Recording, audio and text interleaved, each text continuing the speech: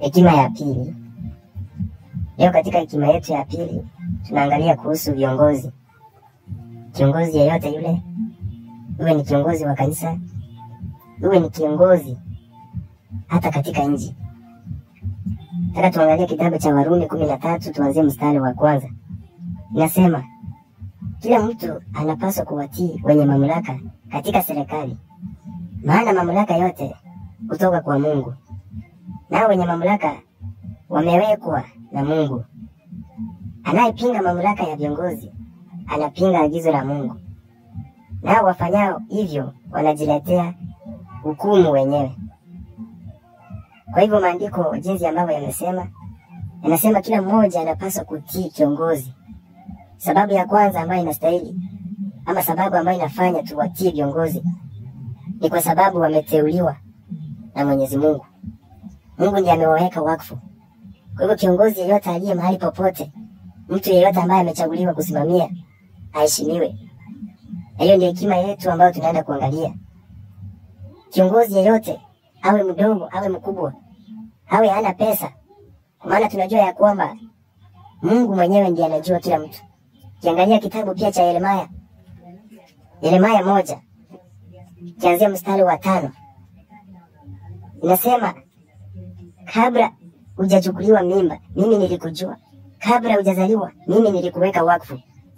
Nilikuteua uwe nabii kwa mataifa. Kumaanisha wengi ama viongozi ambao wanatuongoza, wengi walichaguliwa kabla ya kuzaliwa kwao. Wengine waliteuliwa hata kabla ya kuzaliwa. Kwa hivyo yeyote ambaye ni kiongozi aheshimike. Wengi watu tunawadharau kwa sababu ya hali ambazo wako ndani. Wengine hawana pesa, lakini jua ya kwamba ni Mungu amemteua. Mungu ndiye anachagua kiongozi. Kiangalia pia Samueli wa kwanza 16, kuanzia mstari wa 7. Pia inazungumzia kuhusu kiongozi. Wakati nabii Samueli alipoenda katika ile nyumba ya Yese, alipokuwa anaenda mahali pale, Mungu kuna kiongozi alikuwa amejichagulia. Na ukisoma mahali pale nasema, Mungu anasema mimi siangalii kama mwanadamu. Kwa maana Samueli alipofika kwa ile nyumba, yule kijana wa kwanza alionekana, ama mtazamo wake ulikuwa unaonyesha ya kwamba yeye ndiye angekuwa kiongozi. Lakini Mungu alikuwa na mtazamo ambao ni tofauti. Kumaanisha Mungu ni yeye anateua viongozi. Kwa hivyo kiongozi yeyote mahali aliko, katika makanisa, katika nchi, au hata katika vijiji, uheshimiwe. Na hili pia ni kwa viongozi. Viongozi wajue ya kwamba kazi ya mtu mwenye juhudi itapata sifa. Kiongozi wa watu sharti awe hodari katika maneno yake. Mtu aropokaye ni kitisho mjini kwake. Mtu wa maneno ya ovyo huchukiwa. Kwa hivyo kiongozi ukiwa na wewe unaongoza, angalia maneno yako, angalia utaratibu wa maneno ambao unayatoa kinywani mwako.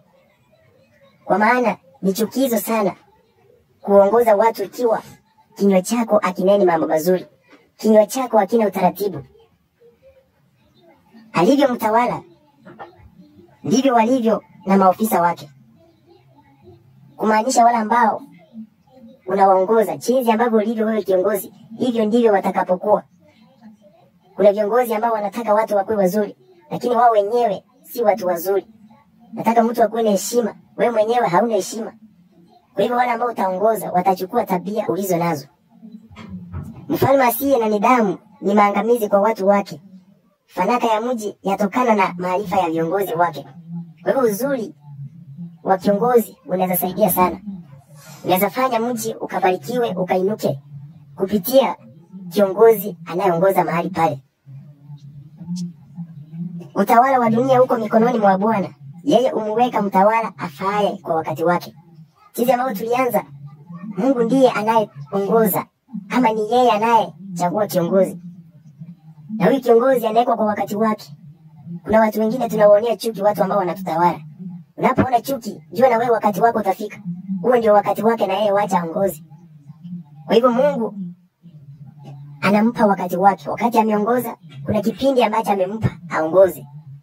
Kwa hivyo tuheshimu mahali popote waliko kiongozi wetu. Yale ambayo tunayazungumza, haijalishi unafanya kazi gani, lakini wewe mheshimu kiongozi ambaye amekusimamia. Wewe uko na gari, yeye hana, mheshimu. sana sana viongozi ambao wamechaguliwa na Mwenyezi Mungu, awe ni mchungaji, awe hata ni nabii, mheshimu, kwa maana ni Mungu amemweka mahali hapo. Mungu ni yeye amemchagua, tuheshimu mahali popote waliko.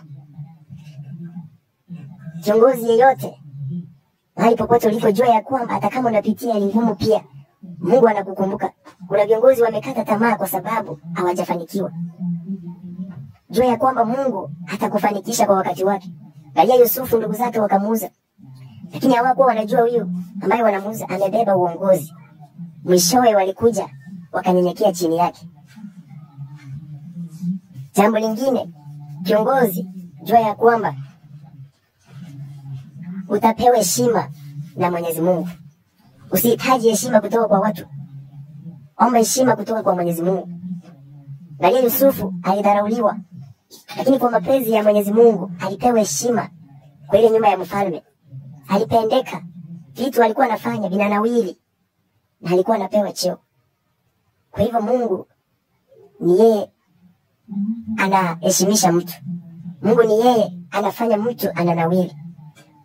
Kwa hivyo katika hii hekima yetu viongozi, tujiangalie sana. Wala ambao tunaongozwa, tuheshimu viongozi wetu. Maana tusipowaheshimu ni kama tumheshimu Mwenyezi Mungu, yule ambaye aliwateua. Asifiwe Bwana Yesu Kristo.